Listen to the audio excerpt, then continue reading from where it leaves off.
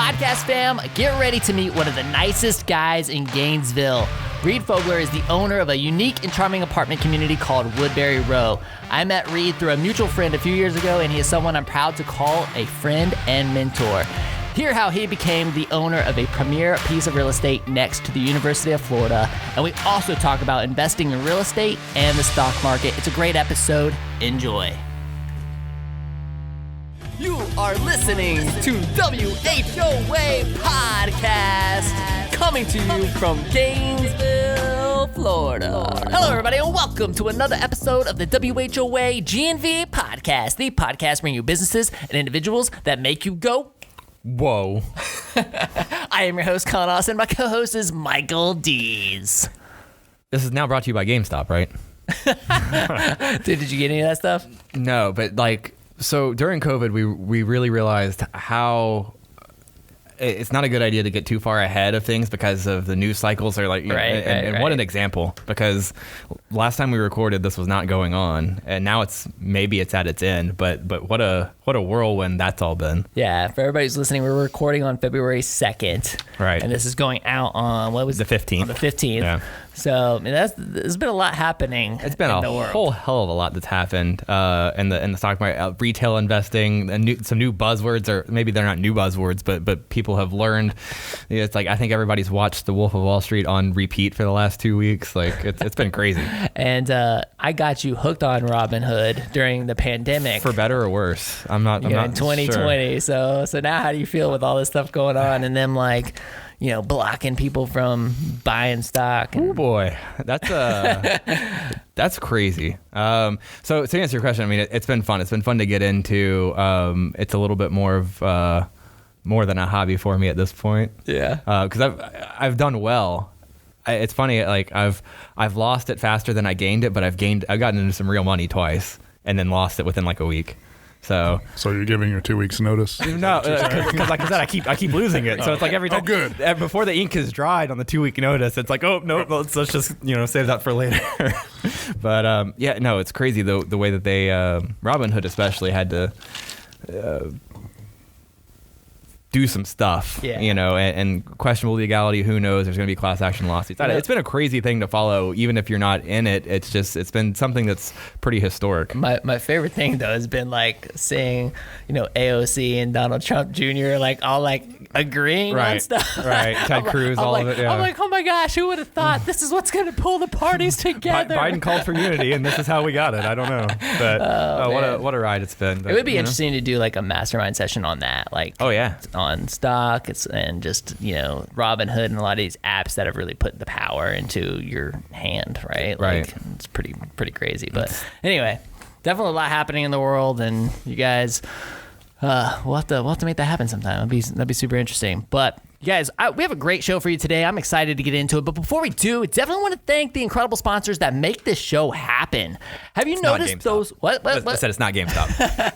Have you noticed those blue collar signs all over Gainesville? Those are the signs of progress. The GNV Commercial Advisory Team of Colliers Gainesville is the region's top commercial real estate team. When you need to buy or sell commercial land or buildings, find a new space for your business, or lease out a property you own, turn to the GNV Commercial Advisory Team. They close more than 60 deals a year. Shouldn't yours be one of them? Check out all of their services at colliers.com/Gainesville. Love those guys. They also gave us these nice little cups to use to hold my surprise drink. Yeah, absolutely. Also, big shout out to the UF Mover guys. If you need help moving your home or your business, give our friends Brad and Jordan a call at UF Mover guys. These guys literally do it all. Full service packing. They move all your bulky items, disassemble your furniture, and if you need storage, they got your back there too. You don't have to pay anything up front. You pay once the move is completed, and you are completely satisfied. These guys have over 600 Google reviews with a 4.9 star rating for a reason. Give them a call now at 352-415-0886 or visit their website at ufmoverguys.com. Yeah, I love that they don't charge anything until you're satisfied. No mileage or anything. It's just they want to make sure you're perfectly happy. And if you're anything like me and you hate moving, I mean, what a no-brainer that is. It's awesome. And real quick, before we get into the show, I also wanted to give a couple of shout outs to some listeners and friends because I've gotten some really great feedback from some people who are avid, passionate listeners, which makes me even more happy. And it's been awesome. So I just want to say thank you to Josh Bush. Josh is always messaging me some incredible feedback. Josh, you are awesome, man. I just want to give you a shout out and say thank you so much for all the feedback that you give me. And also wanted to give so much love to Elio Piedra, Jorge Villalobos, Paul Prusakowski, and Pablo Casalimas, who have all been on this show. There's a lot of really cool community collaboration going on right now, and these guys just released a nonprofit podcast called The Nonprofit Report. I love what these guys are doing. Mad props to all of them. Make sure you check them out by typing nonprofitreport.live into your browser and check out some of the great things that they are doing. If you have a nonprofit, definitely hit them up. I'm sure that they're going to want to get you on that show at some point. But just all of these great podcasts and the community coming together to really just build each other up, and I just absolutely love it. So mad love to all of you guys, and yeah, man, it's quite a roster of names, and I'm glad you got through it all without a hiccup too. That was good. That was good. I'm getting better. I can start some solid Scrabble names right there. Oh, you guys, I am so excited about today because we have Reid Fogler, the owner of Woodbury Row apartment complex. Reid, what is up, man? Man, I don't know. I'm glad to be here. We've talked about getting to do this, so I'm just fired up. I am texting because I'm not such a podcaster, but I just texted my family to tell them I'm doing a podcast. So trying to get. He's got the glasses and the hat. I feel like he was coming in here trying to impersonate somebody. I don't know. Yeah. I put them up on my hat. No, but then I got to bend my brow thing. You got to do the Collin. Professional at this.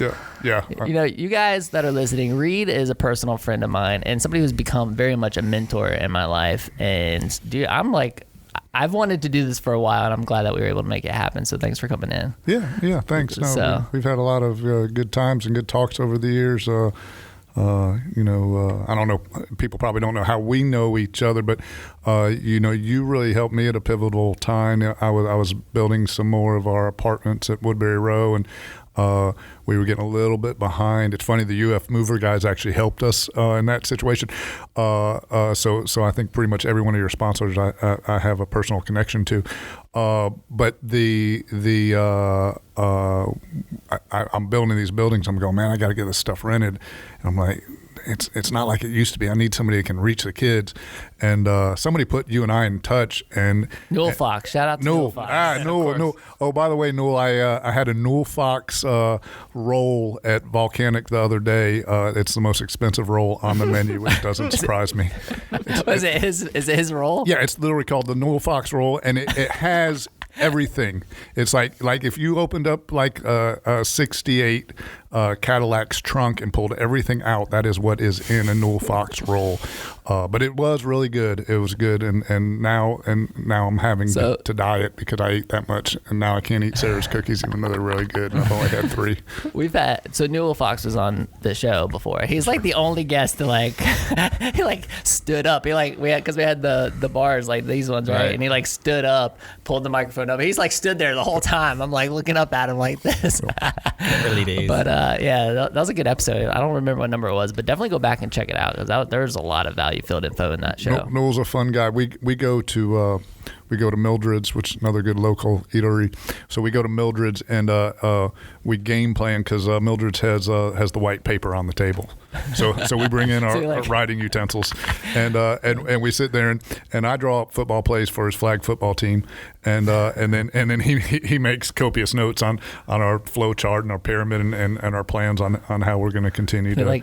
I'm sorry, we did spill food on this, but can we take this home with us? We take the whole thing. We take Newell tears it off into important pieces and it goes into different pockets. Yeah. So Newell is how we got connected. Yeah. And then our team came in and really helped Woodbury Row get some of those apartments built, which is an amazing complex, and I'm excited to kind of hear how you got into it. Sure. But do you want to say anything else on that part before we? So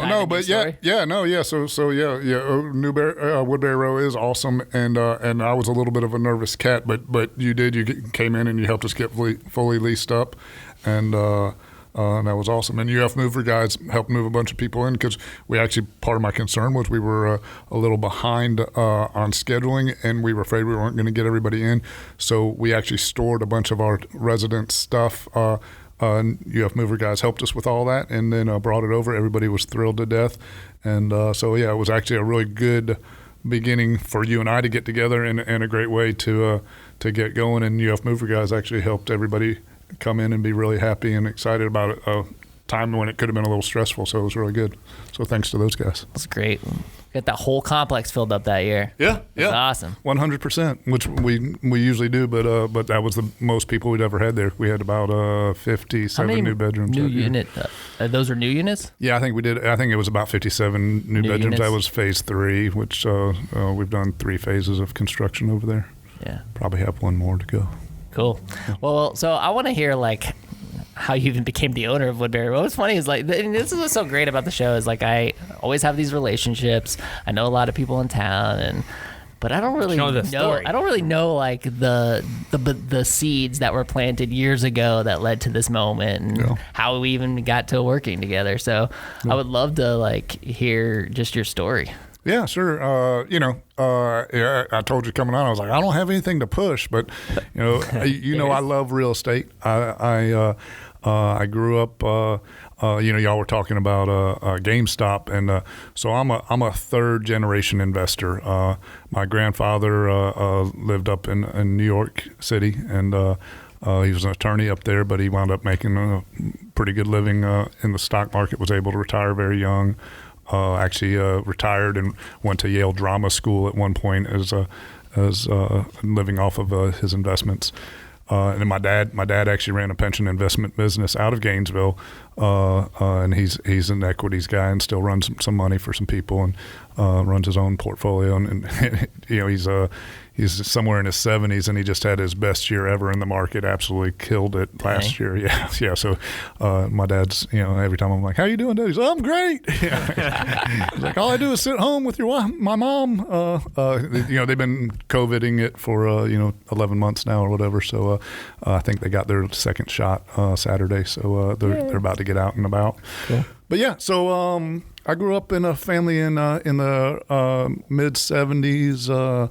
My mother went to work for the M. Parrish family selling real estate, and she and Sally Giles were partners in a bunch of stuff, and worked real estate together. And Sally was my first realtor, and so I just grew up in the business, seeing what real estate could do. I went to Martha Manson Academy and Oak Hall School early on.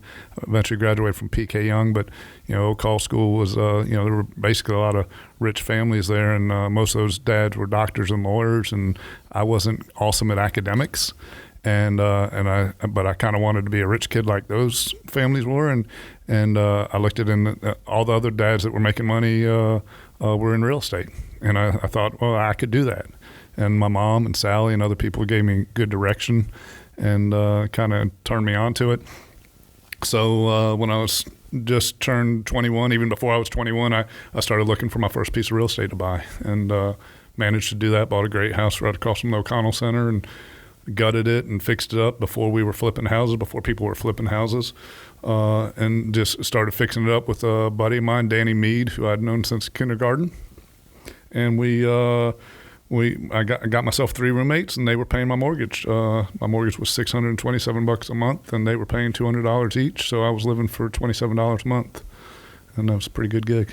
That's how I got started. And So where'd you get the money for that first investment? So it's a good question. When I was 12 years old, my grandfather died, and I was told he left me money to go to college.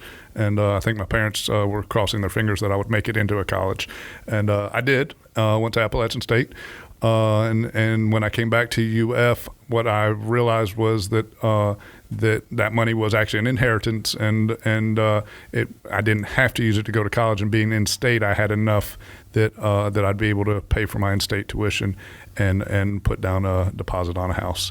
And so I did. My father co-signed for me. So, we talk about people being lucky or being born on third base, and certainly I had some of that. I've had plenty of challenges in my life, but I'm a little bit proud of the fact that for the opportunities I was given, I've been able to do pretty well with it, and now the things I'm passionate about is really trying to help other people get starts. I've got 2 kids that played football for me at PK Young that I'm mentoring them and working with them, and we've talked about Robin Hood and getting on that, and we were working on that before GameStop came along, so now we're kind of observing it, but we're talking about how do you get capital together, or how do you make an investment, how what's investing for the long haul versus just trading and hoping, and is hope a good strategy, so I'm loving working with those guys, and for me that's what kind of gets me excited, gets me out of bed.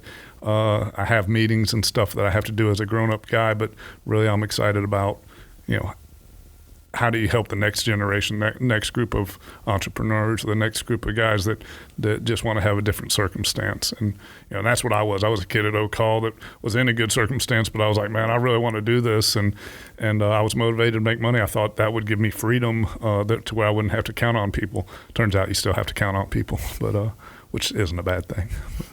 So that's that was kind of my motivation.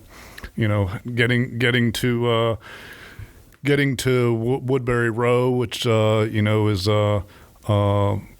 right across from campus, and I'm not advertising it, but it's a really, really good property. And I got there partnering up with my buddy Wells Thelozin, who is an Oak Hall grad. Like I said, I graduated from PK. Wells was best man in my wedding. And, I remember, I don't know that I remember this right, but this is how I tell the story. Stacy, my wife, loves to call me out for telling my story. She's like, that's not how it happened. I was like, oh, you're going to ruin a good story. So this may not be how Stacy tells the story, but it's certainly how I tell the story. I was selling pharmaceuticals. Had a great gig. I'd been in the real estate business selling for M. Parrish, and then I took a job selling pharmaceuticals. I loved selling real estate. I could not stand selling pharmaceuticals, and I had a great job. And this was the early 2000s, and we're all just pushing pharmaceuticals. I'm pushing an antidepressant. I've got a huge budget. I'm buying doctors' wine and taking them out to dinner. That whole industry has changed, and it's not what it used to be, and it shouldn't be what it used to be because it was ridiculous. But so I'm doing that, and I'm realizing, like, this is not me. I don't, I go in to talk to these doctors, and I'm talking to them more about real estate because that's what I love and that's what they love. And they already know about being doctors, so they want to hear more about real estate and how they can make money doing that or trading stocks. And so that's what we're doing. And I'm bummed out about my job. And I remember my buddy Wells calling me, and I remember just laying on the floor in our bedroom.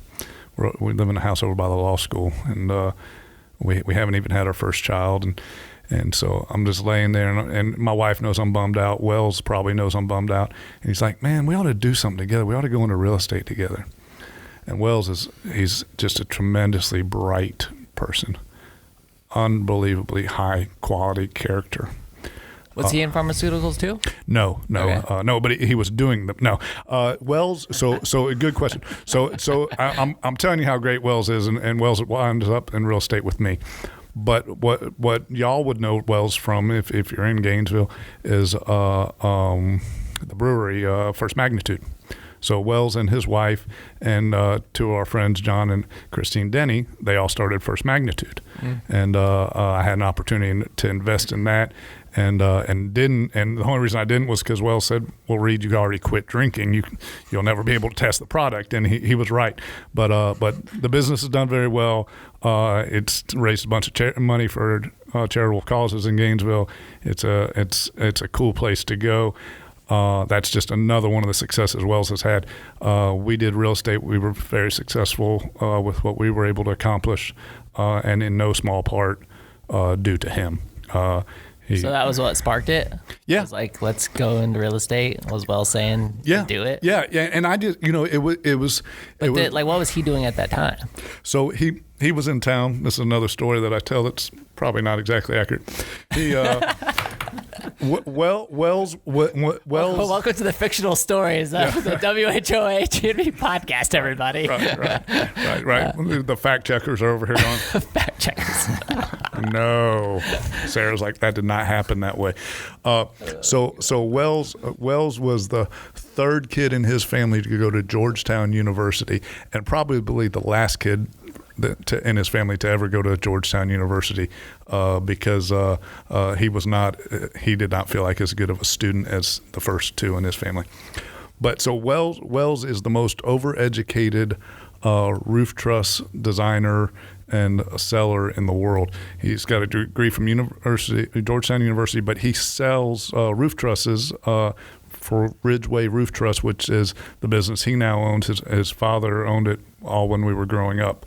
And his dad still works in the business. Carl Thelosen's a great mentor of mine and a tremendously hard worker. But Wells was doing the roof trusses. But what I was laughing about, the story I tell, when he first came home from college, his dad said, "Okay, you can come to work at the business." And Wells had been selling insurance for what is it, Sitka or I don't know, some insurance company. So Wells had his first job out of college. Second job is come back and see if you want to work in the business. So his dad has a big desk, almost like this big office. And like when we were kids, we used to go up there and play there, and we'd like play underneath the desk and play behind the desk. And his dad had all these cool things. And so he lets Wells come to the office. He puts his desk in the corner of Carl's big office. So Wells has this little school desk that's like, a second grader would sit at. And he literally had to sit facing the corner and just listen to his dad make deals. And his dad's a wheeler dealer, smart guy. That's cool. Yeah, and I mean, and so I just used to joke that Wells just sat in the corner, just fly on the wall. Yeah, and just listened for about a year. Now, I don't know that that's really true, and I'm sure Wells had some pretty important duties. But the honest truth is, if you could ever just sit in an office and listen and learn, that would have been a great one to do. Jim Parrish at M&M Parrish used to let me listen to him on the phone at about 4:30 in the afternoon. He would call the other brokers in town and resolve whatever issues had come up. So you have all these salespeople selling real estate, and invariably something gets messed up. That's why you have good realtors, is because things get messed up and they fix them. People don't realize this.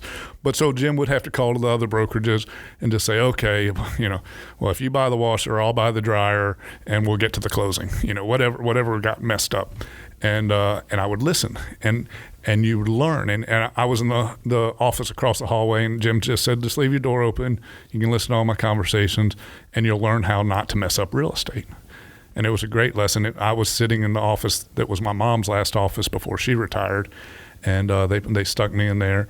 And so listening to these older guys or women, certainly my mother and Sally Giles and others have taught me quite a bit, is just a great way to learn, because if you can learn from other people's mistakes, you don't have to make those. You can make your own mistakes. I had an uncle, he gave me his list of mistakes. He's like, hey, don't make these mistakes. He's like, go make your own.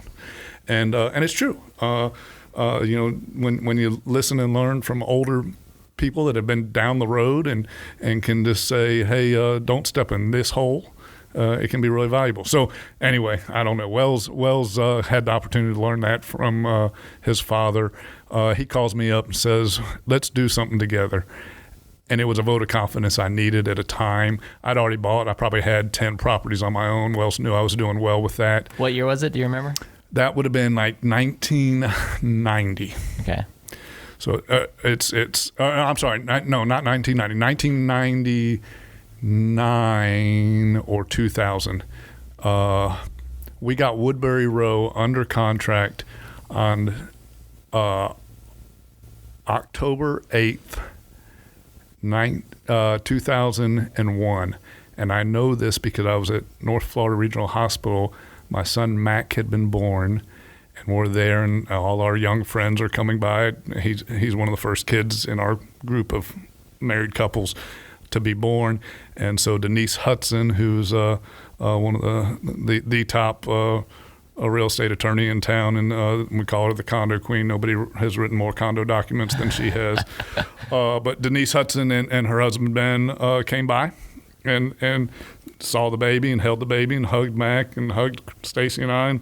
And as she whispered in my ear, she goes, you're under contract with the Woodburys. Nice. Yeah, so that was the day that Mac was born. Was Woodbury Row like up for sale, and you guys just looked at it as an opportunity, or like how did you guys even come to acquire the property? Good story. So this is how I tell this good story. Fact checkers, get ready. All right. So I'm going to give a shout out to Trimark Properties, who's one of our competitors, but that we love because they raise the bar. The competition's very high because they do such a good job. So John Fleming, who is the managing partner at Trimark, John and I are both young guys. This is 20 years ago now, and we're both buying properties in the neighborhood. And John's probably got a bigger pocketbook than I do because he's got more partners and stuff. So I'm having to fight and scrap for every little piece I can get. So 84-year-old man named Mr. Bill Woodbury, William C. Woodbury, is selling his property. He and his wife, what's Mrs. Woodbury's name? Alice. Their daughter's Alice. Mrs. Woodbury and Bill are selling their property. And in that area, there's no secret who the buyers are. It's John, it's me, it's a few other people. And so I get turned on to the Woodbury property by Donnie Rice of Rice's Hardware downtown. It no longer exists. It's like a yoga studio or something, like everything else nowadays. And Mr. Rice says, "Hey, Reid, you want me to introduce you to Mr. Woodbury? He's thinking of selling his property. Do you know him?" I said, "I don't really know him. I know where it is, but yeah, will you make that introduction?" And I'd coached Donnie Rice's son in football at PK Young, and so he calls over to Mr. Woodbury. Mr. Woodbury says, "Send him over to the house." So I go over to the house at 1114 Southwest 6th Avenue. And Mr. Woodbury and his wife meet me and have me into the house, and we stand in the kitchen, and she cooks us grilled cheese sandwiches. And he's 84 years old, and you'd swear that she'd been making him grilled cheese sandwiches for 60-something years, and he just loves these things. And honestly, it's a really good grilled cheese sandwich. So we sit in there and talk and eat and do stuff. Well, this was when we were first looking at having a historic district in that area. And most of the property owners were fighting against it. I was never a proponent of it, and in some ways I was right, in some ways I was wrong about that. But so we're all going to go down to City Hall, I don't know, let's call it 5 days later, and say, "Hey, we don't want this historic district in our neighborhood." And so we're all down there, and we're waiting for our turn to speak against it. And when you're not speaking, a lot of times you go stand out in the lobby. So me and the other guys are standing out there, and I see John Fleming talking to Mr. Woodbury. I'm like, "Oh man, John's on it." Competition's yeah, right there. Right. I'm like, oh. So and again, I love John. So John's over there talking to Mr. Woodbury, and so I kind of, it's like a cocktail party out in the lobby of the city hall, and so I kind of mosey on over and hey John, how you doing? and it'd be like if I was at a bar trying to keep John from taking somebody home or something. So he goes, "Oh, hey, Reid, good to see you. I'm glad you're speaking out against the historic district thing." And I said, yeah, no worries. He goes, "Have you ever met Mr. Woodbury? This is Bill Woodbury." And I look at Mr. Woodbury, take my glasses off of it, and Mr. Woodbury turns his head away from John and winks at me and goes, "Nice to meet you, Reid." And so I shake his hand and I go, "Nice to meet you too, sir." And I walk away, and I'm thinking, all right, maybe I'm in with John. And so Mr. Woodbury and I worked very hard on coming up with a way to purchase his property that was advantageous for him. And I actually, I'm not going to share the details of it, but I came up with a way that was a real advantage for his family, where they'd wind up with more money. It didn't cost me any more money, and it was legal. And I said, "Mr. Woodbury, I'm going to tell you something. You check it with your attorneys, your tax accountant, or whomever. But if they agree that this is advantageous to your family, will you sell me the property because we'd already gotten down to what was a fair price, and I'm sure John was offering the same fair price. And he said, yeah. He said, let me run it past him. And so he took it to his people, and it did. It netted he and his wife probably an extra $100,000 or so.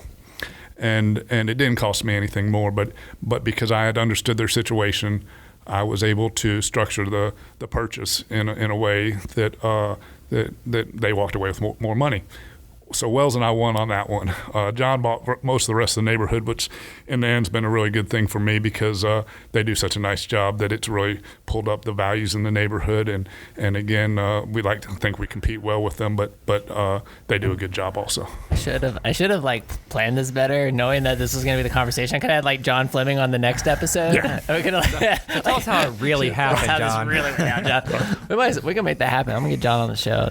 I would Tell his part. Let me tell you. Shout out to John Fleming. John Fleming. So I will. Again, I don't mind competing with talented people. I've always thought I was the least talented person in the room in a lot of cases.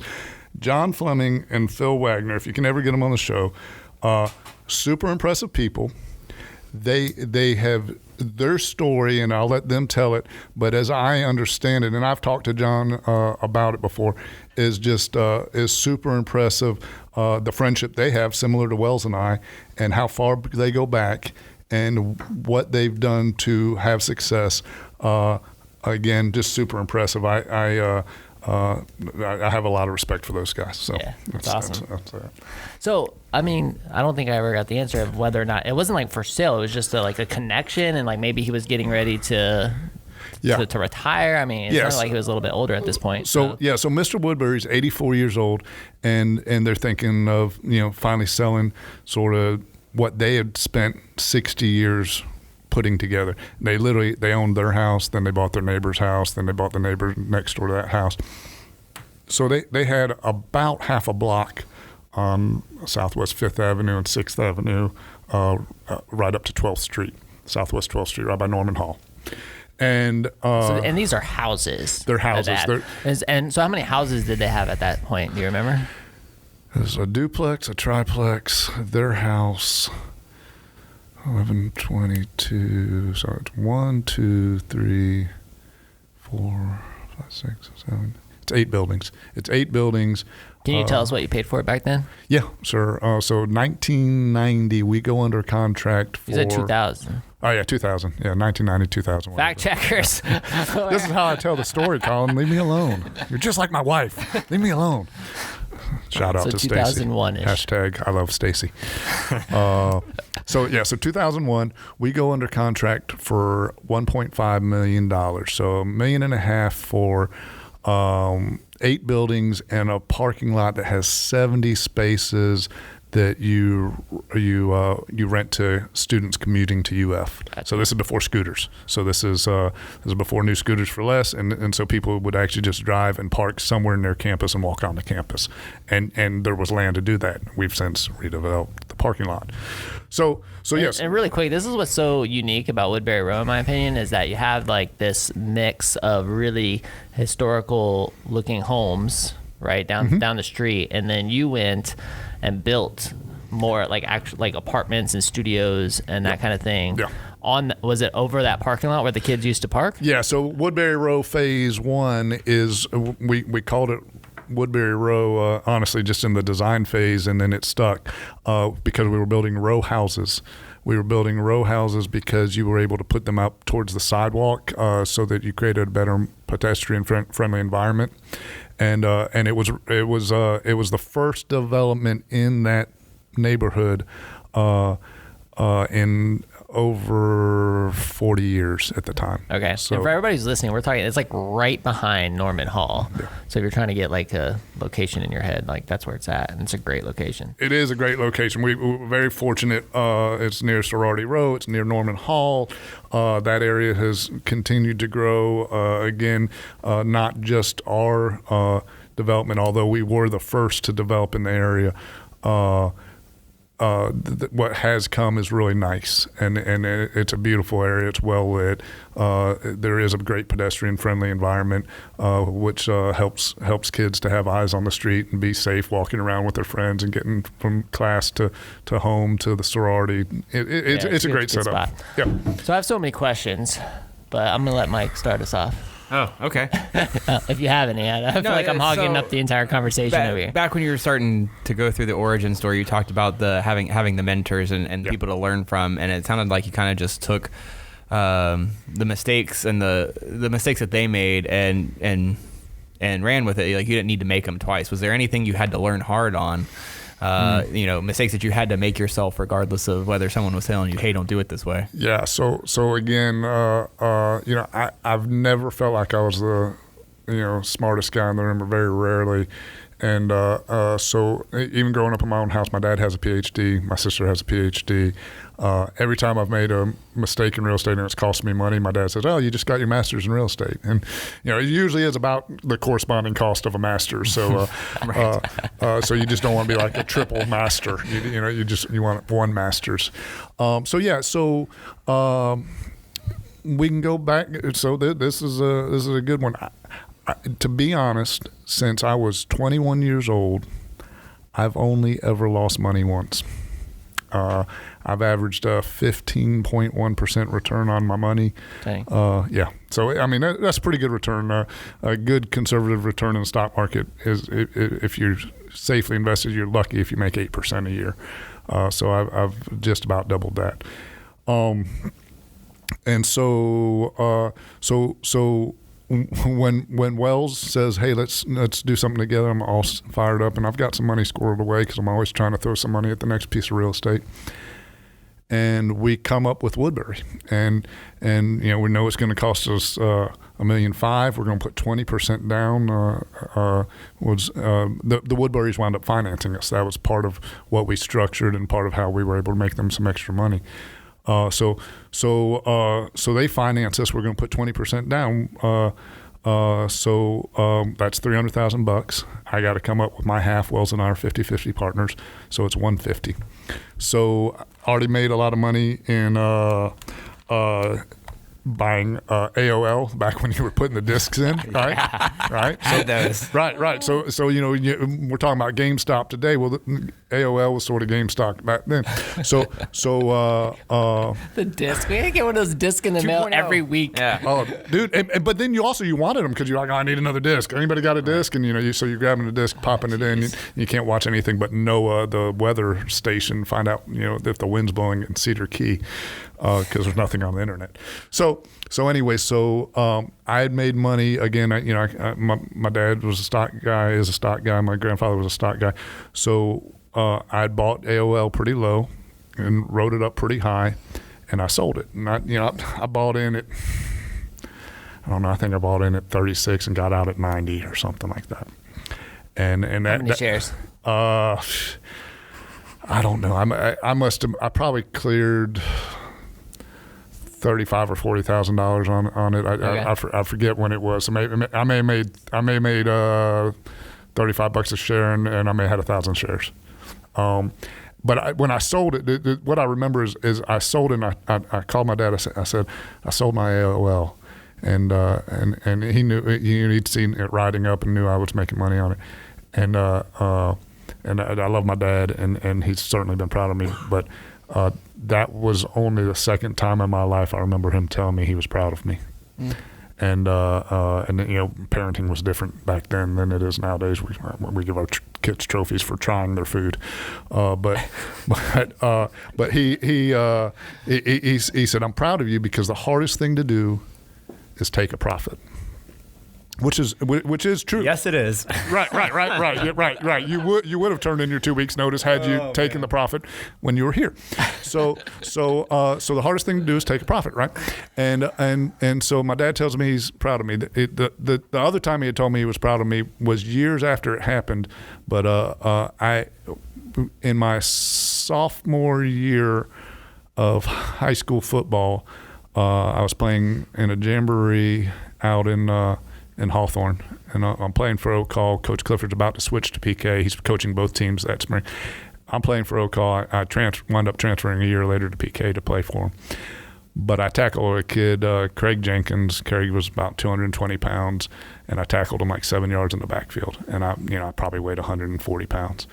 And it was a great play. I remember making the play. I still remember to this day making that play.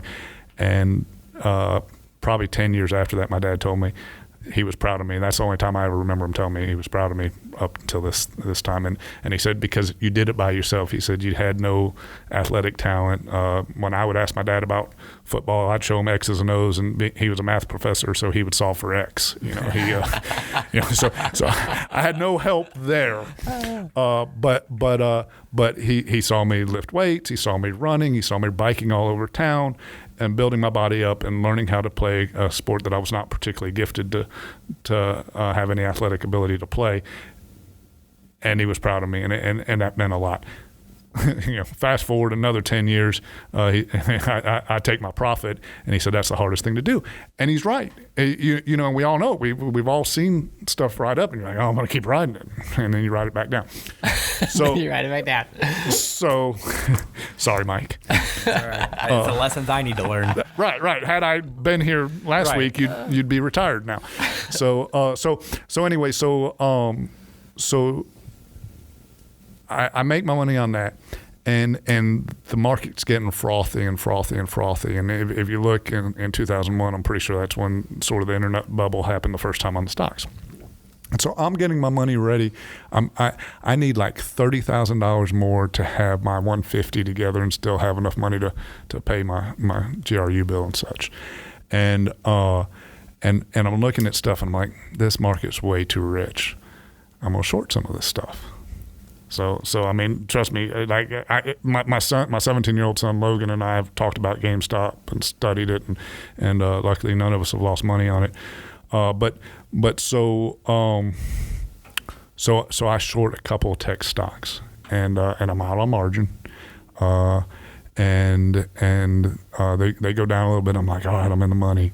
And then they tick up, and the truth is houses were probably pushing them because it happened all the time back then, and it still happens today, and certainly hedge funds and everybody else push weaker hands out of the game all the time. It's happened forever. So I get a margin call, and I'm holding on, and I remember my grandfather having margin calls, and this is something I've lived through as a third generation equity investor. And I get pushed a little harder and and I'm like, okay, I got to cover my call.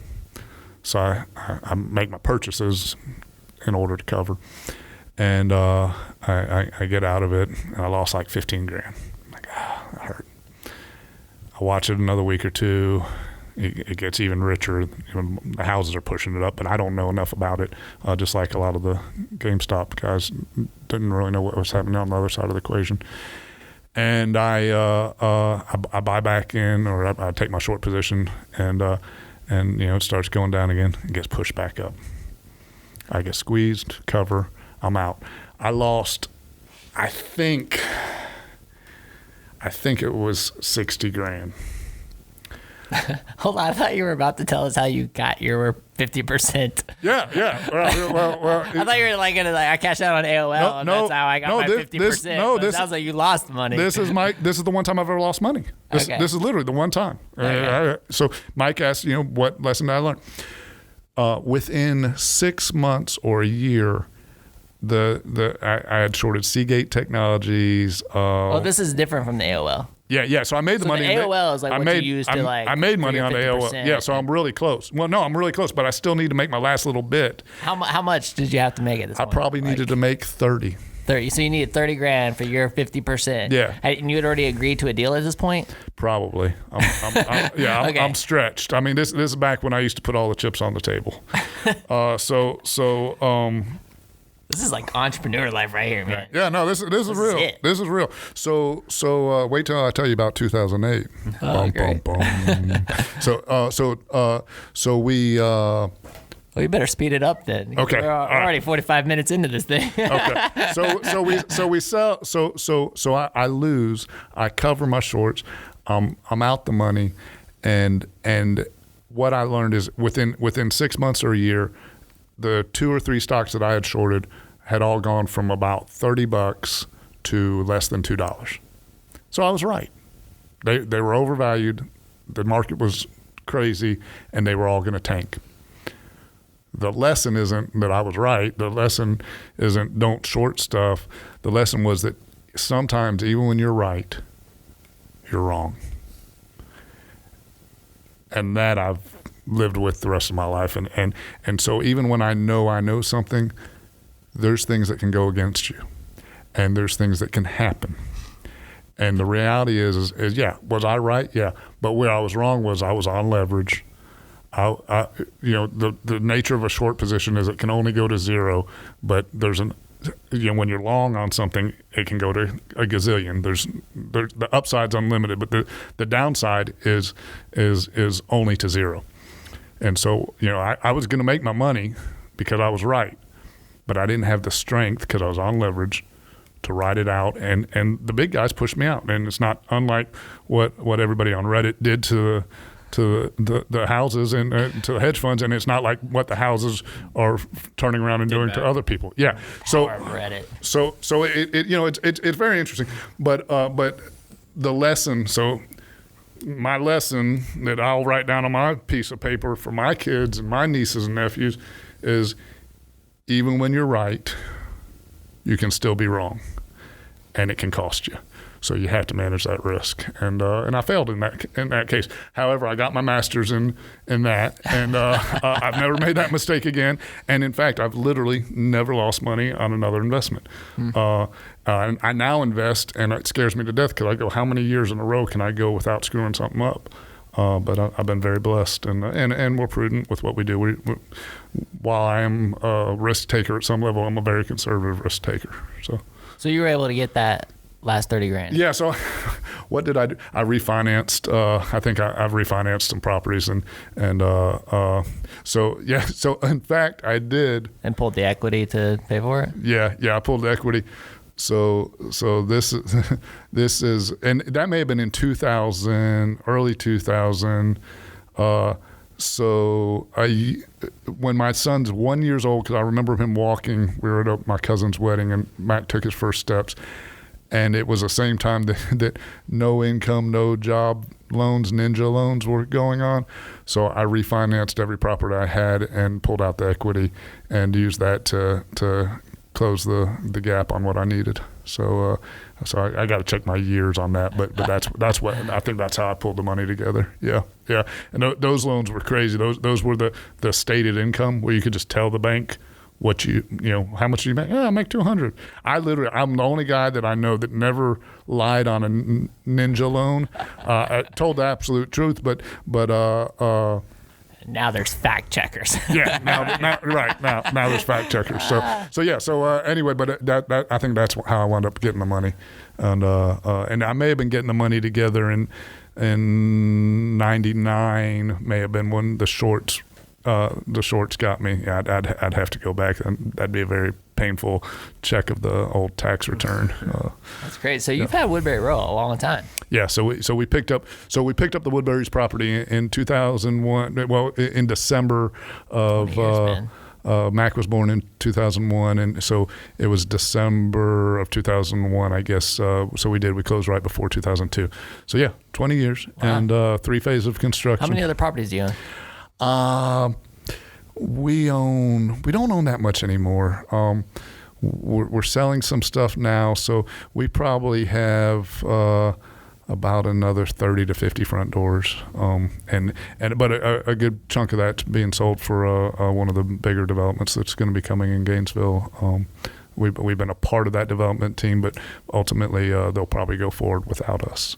So we'll probably just take our equity on that and put it on the sidelines.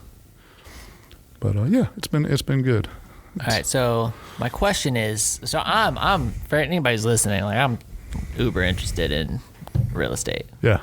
Like I feel like it's like right there, buying this commercial property for our business was that first, besides residential properties that I purchased for my family and I, like the actual house that we live in, like this has been like the first real estate investment thing that I've done. So for our audience that's listening, like, what's your advice for that person who wants to get into that, commercial real estate for the first time, or maybe even residential real estate, but residential real estate with the mentality of renting it out to somebody else for cash flow, right? Yeah. So what would your advice be to that person who's like getting ready to make that step? So I think everybody that thinks they want to do it should try. And I've always said this, and I would probably start with a residential property before a commercial property.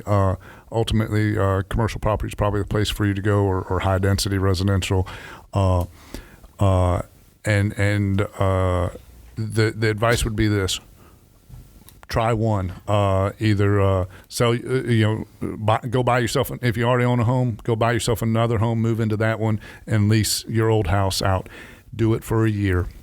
At the end of the year, if the residents, we used to call them tenants, but now it's a nicer way to say it is a resident.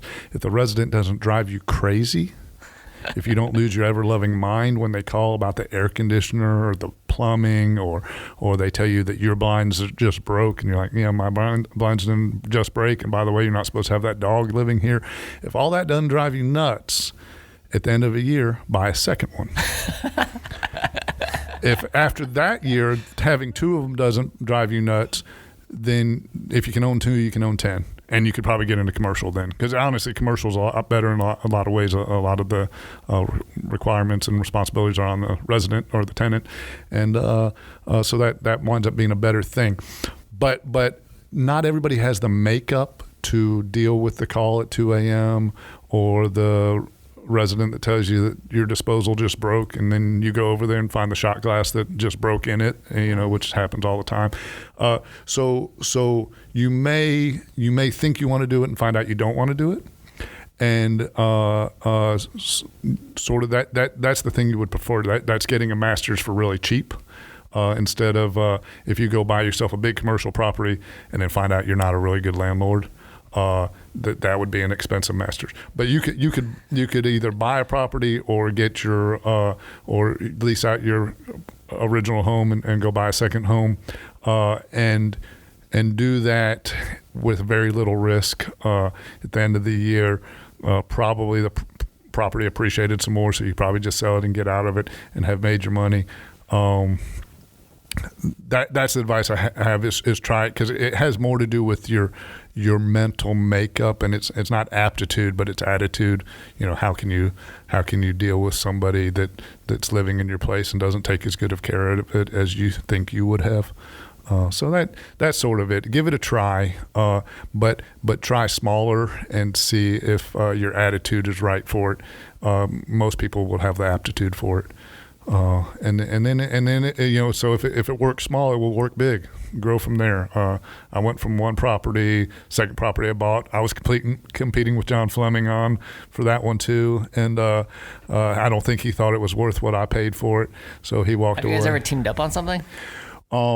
We come close? We work on things. So we've been on advisory boards together, doing things for the city of Gainesville, and certainly I would collaborate with them on something. I don't think they need me, but I see a lot of value in what they do. We keep up pretty closely. They're very busy running their company, but we catch up from time to time. And I wouldn't put it past us at some point. And certainly if I was ever going to sell, I'd probably call John and Phil first and say, you guys interested in this? But I don't have any interest in selling. We're planning for the next 30 years at this point. So, being here so long, what do you think Gainesville needs? Like, you've seen so many changes in this community over the years. I mean, yeah. What do we still need? Is there anything? Well, I mean, I think the question to what do we need is what do we have? What do we love about Gainesville? So what do we need? We need Skeeter's biscuits back. I loved Skeeter's in the 1980s and 90s. So we hear it all the time. They're tearing down the swamp. They're ruining Gainesville. Well, I remember when the Swamp Restaurant was built, when the old Chaucer's building burnt down, and they put the Swamp Restaurant back there. So all this stuff comes and goes, and so if you went to school here in the 1950s, whatever they were building new in the 1950s, they're going, oh, they're ruining the woods. They're putting those dormitories in the woods. Now then the 60s come along and they go, oh, they're ruining this. So it continues to change. So I think the answer is, what do we need is, what do we love about Gainesville? So what do we need? We need more people that are great people. Why do you love doing this podcast? You get to have friends come on and you have conversations and talk about things that people are passionate about. We need more passionate people. We need in my opinion, we need more local restaurants. I love local restaurants. I'm a big eat local, support local guy. So if you think about what is your favorite thing about Gainesville, it's that's what we need more of. New scooters for less. Why do we need new scooters for less? Why don't we just need to go to Amazon to get our stuff? Well, because Amazon isn't going to be able to service you like New Scooters for Less is going to service you. So I think that's the answer is we probably would prefer to not have Gainesville look like the homogenization of America, where you can't tell our downtown from the next downtown. So some of the zoning stuff. Again, I fought the historic district in the University Heights area because it was going to restrict some of our building rights, and it did. But ultimately, a lot of great buildings have been preserved. Certainly, I've preserved about as many as anybody, and so now we have some really cool 80-year-old buildings. Yeah, beautiful. Yeah. So I think it's a good question, but in real estate, the way you make money in real estate, buy today what somebody's going to want tomorrow. That's the answer there. So, what do we need? I guess figure out what somebody's going to need tomorrow, buy it today. If I'd known everybody was going to need masks to throw around on the parking lot and drop outside of their cars in February, I would have bought a shipping container of masks from China in February and sold them in March last year. But I don't know what people need. I always be careful of the words need and want. Mm-hmm. So what do we want? That's probably a pertinent question. What do we need? We need to be more loving. We need to be more kind. We need to be more respectful. We need to have a dialogue with somebody that doesn't agree with us, but that we can appreciate that they have a different perspective. Those are probably things we need. What do we want? I'd like to be skinnier, but Sarah, thanks for those cookies. So good. Yeah. An hour flies by fast. I know we got to wrap up soon. I have to ask you one more question. It's a little bit, maybe a little biased from us, but having a student community that close to campus, how in the last 20 years has scooters affected what you've done and who you're able to rent to and what it's like, for tenants at your properties? So great question. So a couple of things. It's been really interesting. We had no scooters. When I started buying property, I bought my first one across from campus. I bought it because it was up the hill. If you go down University Avenue, you go down towards Hogtown Creek, and when you get to 34th Street, you're down the hill. And I theorized that nobody would ever want to walk or ride a bike up the hill. We weren't worried about scooters, although I did have a scooter in 1985. I had an Honda Aero 80 scooter when I was 15 years old. So the scooters are, we literally now, we sell our parking. You pay for a parking space each month. How much money you make off us? It's pretty good. So the crazy thing is we've sold over the last 10 years, we've sold more scooter spaces every year. And we sell covered spaces because we have spaces underneath our building, which is really nice when you have a scooter because it keeps your seat dry and everything else. So we literally just last Thursday laid out a whole nother set of parking spaces to double our scooter parking capabilities. Good job. Yeah. Proud of you. And we did it based on need. And honestly, we make slightly more off the scooters than we do off the parking because we can squeeze one more scooter. So in does between. UF, man. Yeah. Yeah. Do you know how much money UF makes off scooter parking? Yeah. It's ridiculous. Yeah. Well, UF. I haven't seen a cut of that ever. No, but they thank you. Scooters are, it's very interesting, and UF is, they're a business. People can talk about academics all day, and like I said, I have a family full of PhDs. But it's a business, and it's a good business. They're a good neighbor. Trimark's a good neighbor. UF's a good neighbor. My other competitors are good neighbors, but we got a lot of kids that want to come here, and honestly, getting a scooter is a fun way to get around. You feel like you're on vacation in Jamaica, so it's not a bad thing. On vacation in Jamaica. You just gave me an idea, though. You know how you get those alumni association calls or emails or physical mails and everything. They always want more money. You should start calling them up at 8:00 at night, sending a mail saying, "Hey, I'd like to solicit a donation for all the money I've given you over the years." Seriously. I don't think you'll ever get it, but it'd be fun. No, it would be fun. It's a good gig. The other thing. So one of the things that Collin did. So I had a pretty significant sales staff when we were marketing the last phase of construction, and Collin came on to really help us tie it down. And so he and I cut our deal, and we're like, oh yeah, let's do this and this, and if it works out, we're probably all going to do pretty well, and we did. And you like to structure deals that well. So Collin goes around behind me. So I say, all right, yeah, I'll pay you this much if we get to 100%, or when we get to 100%. And Collin says, great. And then Collin goes to my salespeople, and That's right. He does, and he doesn't tell me this, and I'm fine with it. But I didn't know it at the time. But he tells each one of them, he says, look, when we get to 100%, I had 5 different sales associates that we called them. Neighborhood assistants or community assistants. He did the whole Oprah thing. Yeah. He said, you get a scooter, you get a scooter, you get a scooter. So we get to 100%, and I'm like, all right. And I'm like, Collin, I'm going to write you that check. And he's like, all right. I'm going to show up with 5 scooters. I was like, all right. The girls were so happy. They were so excited, and it was really fun. We did another scooter giveaway. If you're ever trying to promote your business, I don't know if it ties in with scooters or not, but we did a scooter giveaway, and so we sent out a text or whatever to the kid in our community that had already renewed with us. She comes running down to get her scooter. She was so happy. She had tears in her eyes. She said, I'd never won anything. We're like, you did now. You won a beautiful scooter. We got pictures of it. We Instagrammed it out. It was great. It was a great promotional for us, just how happy she was as a resident. She wound up living with us for another 2 years. She literally just moved away.